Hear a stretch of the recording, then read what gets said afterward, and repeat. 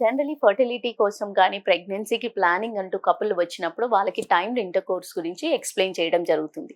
So, ఈ timed intercourse అంటే ఏంది? ఎందుకు టైమ్డ్ ఇంటర్‌కోర్స్ స్పెసిఫికల్లీ పట్టుకోవాలి అనేది చెప్పదలుచుకున్నాను.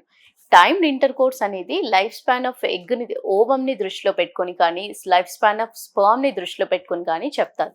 ఎ ఎందుకంటే ఓవమ్‌కి లైఫ్ స్పాన్ ఎప్పుడైతే ఓవమ్ రిలీజ్ అయిన తర్వాత అంటే ఆడవాళ్ళ అండం ఎప్పుడైతే రిలీజ్ అవుతుందో దాని లైఫ్ స్పాన్ వచ్చేసి 24 గంటలు మాత్రమే.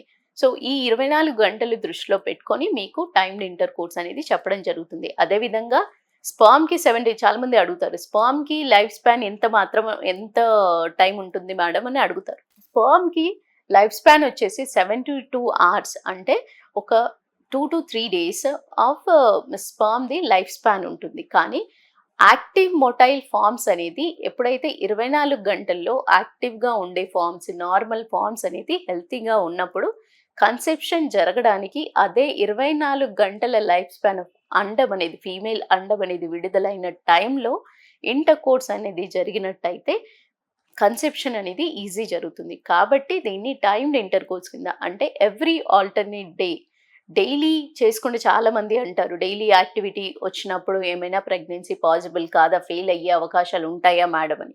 కానీ that is not the correct way అండి.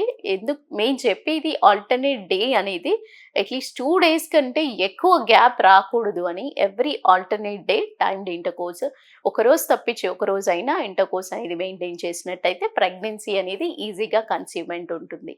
సో, ఈ వీడియో మీకు హెల్ప్ అయిందని అనుకుంటున్నాను. Thank you. నమస్తే.